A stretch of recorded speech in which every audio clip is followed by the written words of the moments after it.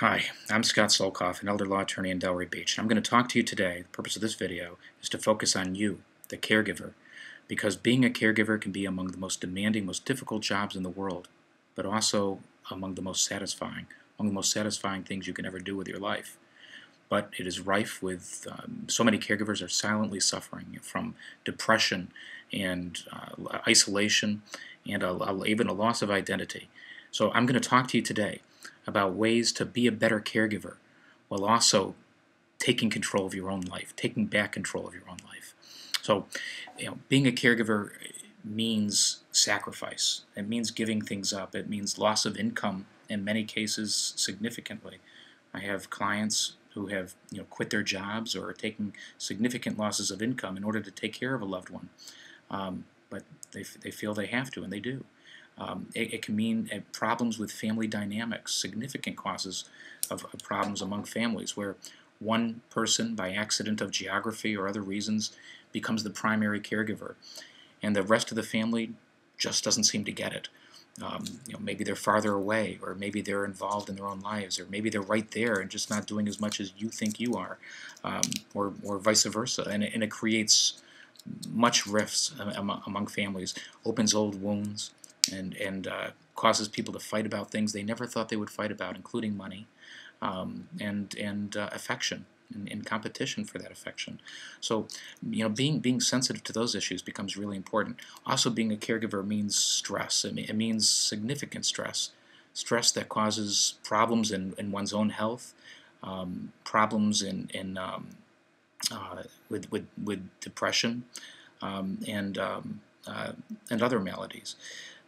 But it can also be being a caregiver. It can be one of the most great deeds, mitzvahs that you can do with your life.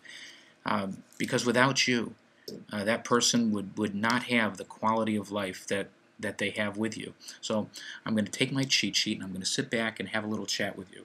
And I hope that you will take what I say to heart, because I have learned so much over 14 years of doing this from my clients. Oh, along with the sacrifice. We can focus on all the bad, but bottom line is, and I know this from talking to my clients, being a caregiver can also bring a tremendous sense of satisfaction and honor. Imagine having lost a loved one, being able to look back and the pride of knowing that you made your loved one's life better, that their quality of life at end of life was better because of what you did and because of your sacrifice. And in fact, I would think that without making that effort, there would be maybe more of a sense of guilt. Although, each of us has to make these decisions ourselves about what we're capable of doing and who we are and who the person we're caring for is. So, some tips to make it better. Above all, while we go through these tips, I have only one commandment, and that commandment is, thou shalt not feel guilty. Thou shalt not feel guilty. You cannot do everything, and you can say to yourself, I shouldn't have gone out to dinner with my spouse last night. I shouldn't have spent that time with my children. I should have been there when Mom fell. But the fact of the matter is you will always feel guilty. You can never do it all. You will never be able to feel like you're doing enough.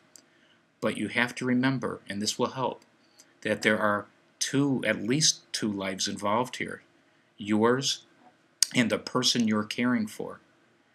And sacrificing one's own life for the other is not what it's about, and not what that other person would or should expect of you. So, first tip, set boundaries. Set boundaries of time, space, and emotion. Be able to say to yourself and the family and the person you're caring for that, I'm off tomorrow. Tomorrow's my day. Or from 4 to 7, I'm spending time with myself. I'm going to do that. And stay true to those boundaries. Of course, there are exceptions when your loved one really needs you and there's an emergency, you have to be there.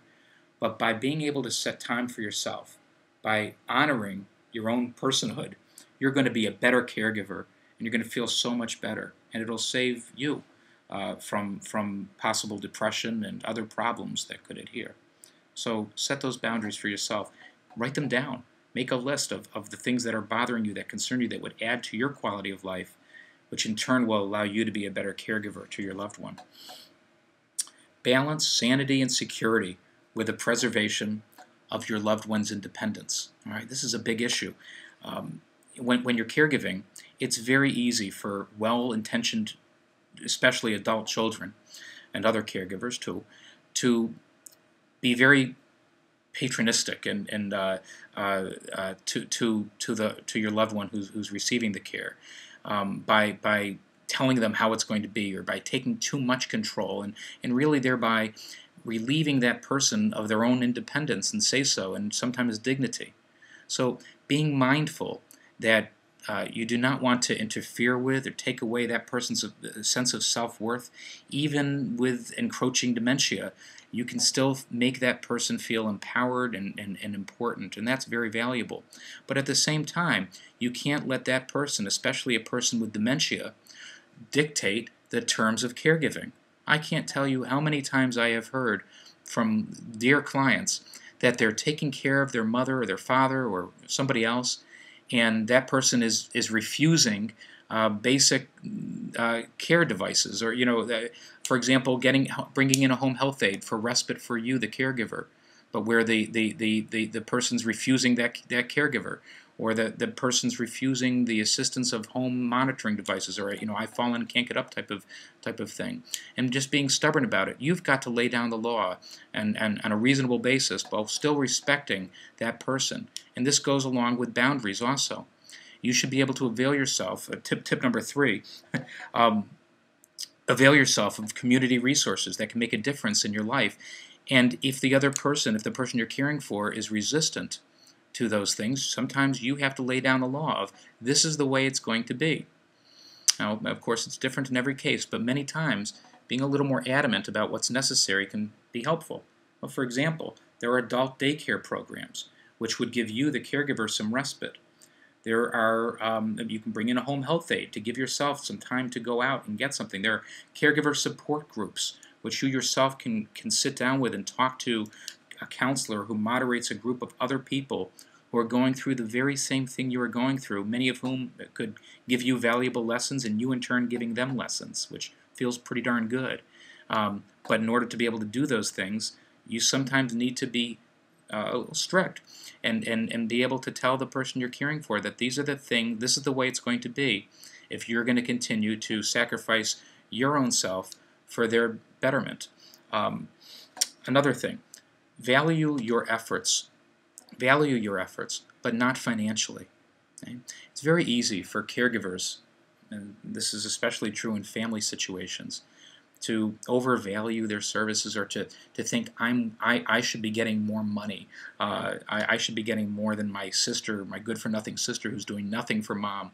But caregiving, providing care for a loved one, and inheritances or other monies are completely separate issues. And in order for you to be healthy about this, believe me when I tell you, you've really got to look at yourself as doing this service out of love and affection and honor, and for satisfactions that go well beyond money. That'll be much more important to you in the long run than money. But money causes problems among families. Don't fall into that trap. If you are taking care of the finances of a loved one, make sure you keep really careful records, and open the lines of communication to other family members, even if they are good-for-nothings and not doing anything to help you, because it will stop problems from happening and keep family peace. And in the end, most families care about that loved one getting the right care. So do these things. Keep these things in mind. Remember, thou shalt not feel guilty. Take that to the bank. Write that down. Post it on your refrigerator. And remember that always. So this is Scott Solkoff signing out with more tips and treasures on caregiving. I hope it's been helpful.